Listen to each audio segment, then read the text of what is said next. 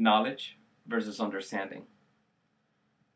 After reading the 4 chapters, it got me reflecting upon my first year as a teacher and now my 5th grade year as a teacher.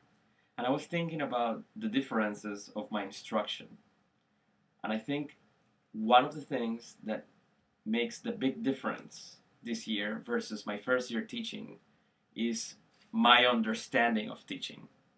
You see, I remember getting into teaching when I was 23 years old, and I felt that I knew the concepts that I had to teach, and because of that, I thought I was a successful teacher. But now it's my 5th grade year, and I look back and I see my instruction 5 years ago being very fragmented. Students worked 30 minutes in some activity, 45 minutes on another activity, and there wasn't really a connectivity that existed between lessons and throughout the day. One of the reasons why I think my teaching was very fragmented was because concepts were taught in isolation. For example, every 2 weeks I switched. Back in my first year teaching, I would teach 2 weeks of social studies, stop. I would teach 2 weeks of science. Now, as a 5th grade teacher, my social studies is the big umbrella. It's where all the concepts that I teach in my classroom, all literacy concepts and math concepts, fall under my social studies umbrella. So for example, right now, my students are learning about the Native American regions. But they don't only learn about the Native American regions during my hour of social studies.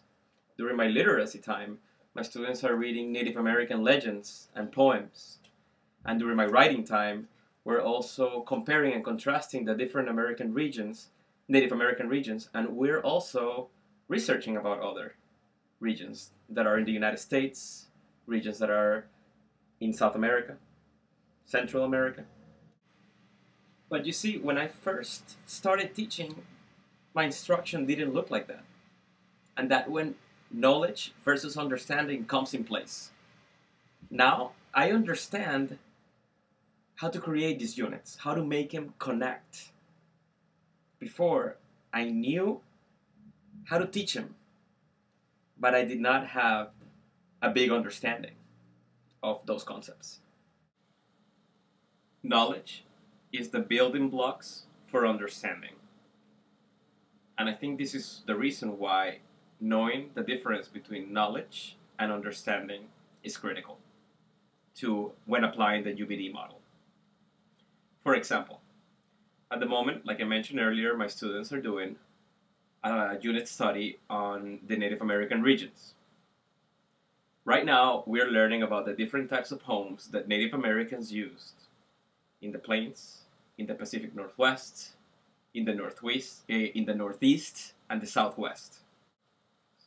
So at the moment, I am making my students memorize how were those homes built in those different regions. Because I know that my students, by knowing how those homes looked like, is going to help them understand why they were built that way. And the big idea is that they were built that way because of their geographical location. So students must know what were those homes made out of, for many reasons, because it will tell them about the resources that were available in that region. It will also help them understand people's way of life. So that knowledge that they will have to memorize will help them understand the big concept, the big idea. Now I would like to move on and discuss some of the differences I have noticed between the ADDIE model and the UBD. After reading chapter 2, I have concluded that the UBD model is more ESL and special ed friendly. Opposite to the ADDIE model, which I feel that it will be more successful if it's used in a corporate setting rather than in an elementary classroom. But even though I think that the UBD model is more appropriate to use in the elementary classrooms, I do still think that the ADDIE model has important components. I think one of them is assessing students' understanding before teaching a unit. Maybe not in every subject, but I think math is a great example and it's an excellent place to start using it. But it seems like the UBD model focuses more on real-world understanding. Like stated in chapter 3, it says that the UBD model increases educators' attention to helping students move beyond teacher-guided instruction to real-world, authentic application of the knowledge, skills, and understanding implicit in district and state standards. This is something that gets discussed a lot in my school during the RTI process. That discussion during the RTI process revolves around quantitative and qualitative data, and how much of each are we using to bring up a child during RTI. And it does seem that sometimes we rely too much on quantitative data, on what programs like Reading Assistant, Study Island, the MAP, ISAT, that information that it gives us in order to qualify a child to special ed. And it seems like, at least in my school, we use less authentic assessments. And I think that's something that reflects upon the way we teach kids, between the know versus understanding. All right, thank you for watching, and I hope it was informational for you. Thank you.